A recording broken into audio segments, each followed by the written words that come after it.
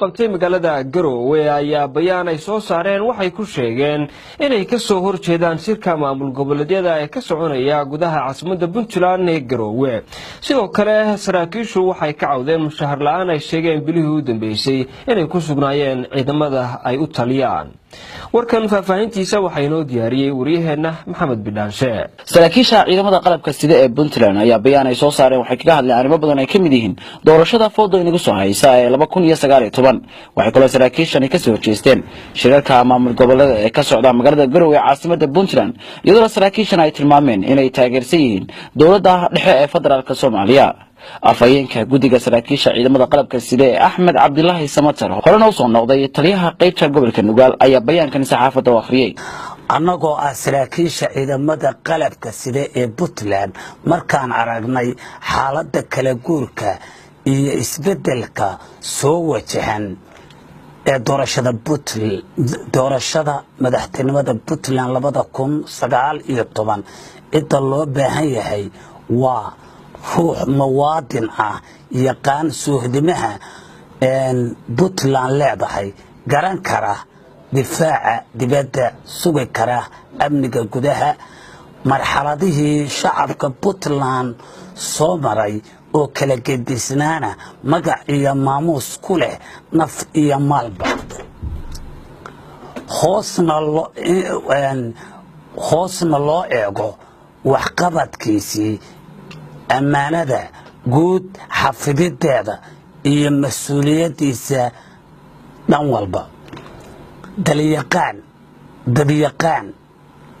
waa in uu yahay alla yaqaan aragtidiisa iyo waayo aragnimadiisuna ay qancin karto bulshada Puntland waa inuu leeyahay baasaboor Soomaaliya kana madax bannaan yahay baasaboor shisheeye waxaan soo aragnay hogaankii diaspora waxaan kala kulannay dib u dhaca dhan walba leh taasoo shacabku markhaanti ka yahay xag dhaqaale xag difaac xag amni xag xuquuq la'aaneed ciidamadii qalabka siday oo ahaa taayirkii dawladdu ku soconaysay dhaawacyadoodii agoomahoodii iyo wixii la saraakiishan oo hadalka sii wata ayaa sheegay in albaabada loo laabay qaar ka mid ah wasaaradaha Puntland sida hadalka u dhigeen ay sheegeen inay waayeen xuquuqdoodii albaabada loo xiray intii badnayd wasaaradihii dawladda markay waayeen shaqaaluhu xuquuqdii asaasiga ahayd iyo mushaharooyinkoodii xubnaha cusub ee ku soo biiraya baarlamaanka Puntlandna waxaanu leenahay ha qaadinina wadadii taariikh xumadii qoonkii idinka horeeyay keena istiraatiijiyad ilaahay raalli ka yahay ummadeenuna aayaheeda ka taliya taariikhdana haydiin gasho wax wanaagsan markaan aragnay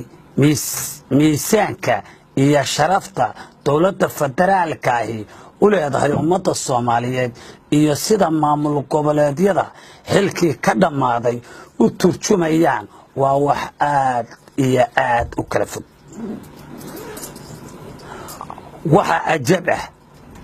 waxa ajab iyo la yaab ah dawladda federaalka xiriirkii baan u jirnay iyo sida la isu waafajin lahaa cimriga dhamaaday iyo dhawaaqa ka soo yeeray golaha aan jirin oo ismagacaabay waxa hubaal ah arrinkaasi inuu yahay tallaabo uu qaaday nin aan wax ka ogeyn siday ku timi dawladda maanta jirta waxaa ka maqan baadidoonkii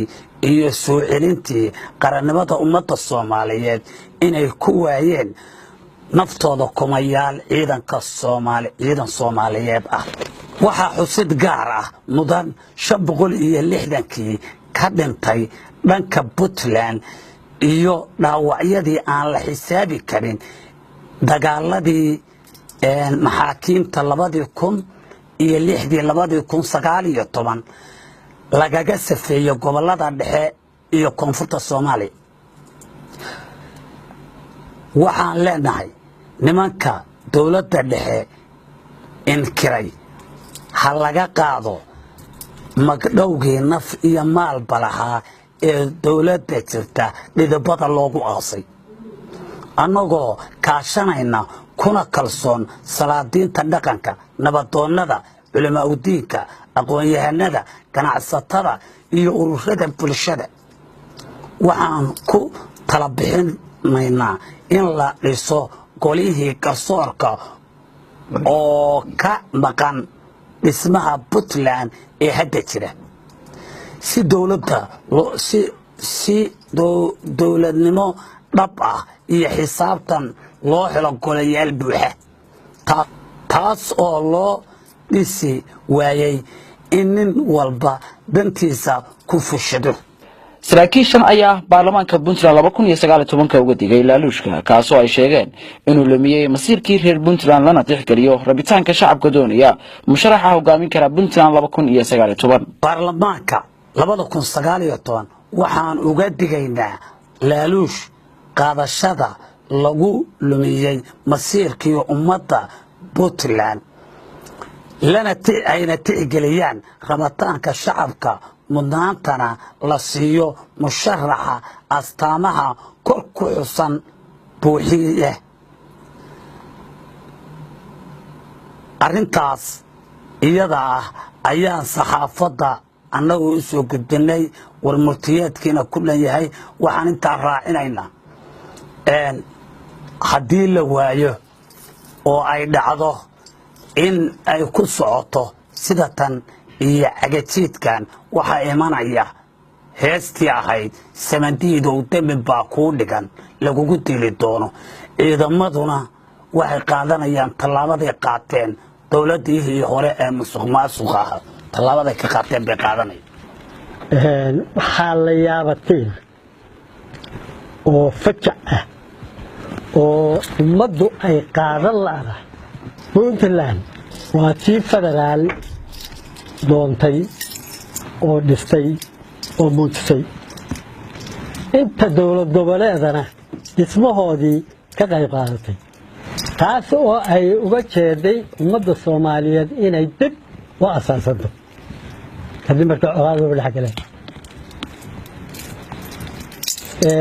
Puntland sidaas ahayd oo naf iyo maalba ku luntay oo u soo halgantay oo u soo hawlgashay waa ayaan daro magaalo madaxdeedii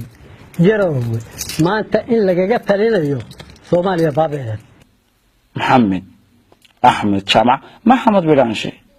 تلفزيون عالمي SBS Garowe.